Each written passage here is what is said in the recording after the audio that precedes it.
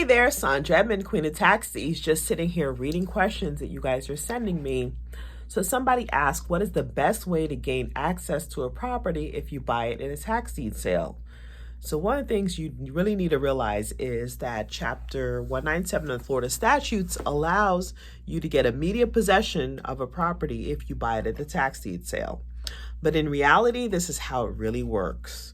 You want to, before the property goes to sale, maybe the day before the auction, go knock on the door and talk to the people in possession of the property. You know that saying, you get much further with a piece of candy than you do with a hammer, with a threat. I don't know the saying, but you get what I'm saying. So you do need to first go talk to them, find out what they plan on doing, how they plan on leaving, and if they plan to be a pain in the neck, you'll find out before you end up buying the property. If they tell you they're going to burn down the property, trust they're going to burn down the property before they leave. We can't negotiate with crazy, right? We're not about, people holding the house hostage. So the first thing to do is kind of talk to them ahead of time to find out where their head is and to also educate them on the fact that the Florida statute does give you immediate possession of the property. Now, if they give you problems, then you start to try to solve whatever problem that they're giving you. If they're still cordial and they actually have a real issue, maybe it's just that they don't even have money to get a truck, to put gas in the truck and then get their stuff out of there. Cash for keys. We give them some cash, right?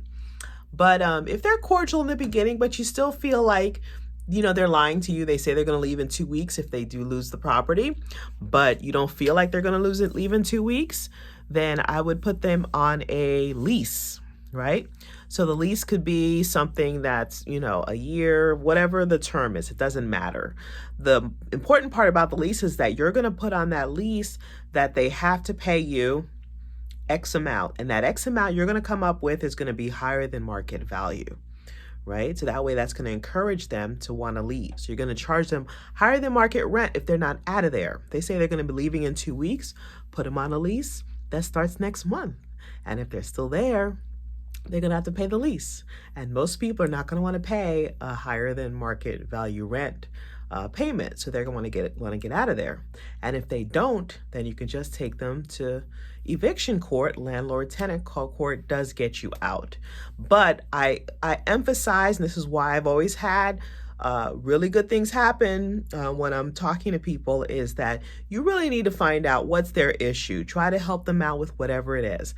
If they don't have any place to go, then you go talk to their relatives. You go find out what county programs are available. There's like a whole list of things in the community that can help them if they really don't have anywhere to go. So that's one question. Let me see what my other question was. Let me see. After picking a property on a tax deed at the county, do I have the right to go straight to the property with a locksmith to change the locks? Well, you do have that right. However, let's be real here. You should be nice. Knock on the door, find out who's there first. And if nobody's there and it's a vacant home, then get the locksmith to change the lock. But if somebody is there, explain to them you just bought the house, and as part of you taking possession, you'd like to put a new lock on there. However, you're going to give them a key, okay? So that way, when they plan to leave, they can return the key back to you. But since you are the owner now, you're changing the lock, so you make sure you have a copy of the key. And how long do they need to stay there? Okay, here's the key, and just return it back to me when it's time to leave. Okay? Should I suggest the sheriff's department accompany me? No, I wouldn't call the police until you had a problem. What should I do if the previous homeowner is there and there when I show up? It could turn into an ugly situation. It's not ugly. You say hello, hi. Hopefully you would have met them before, right?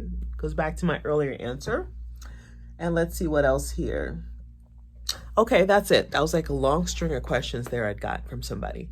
So it seems like, don't be afraid if you end up buying something at the auction. Talk to the people there. They're just regular people. Just talk to them and try to work something out.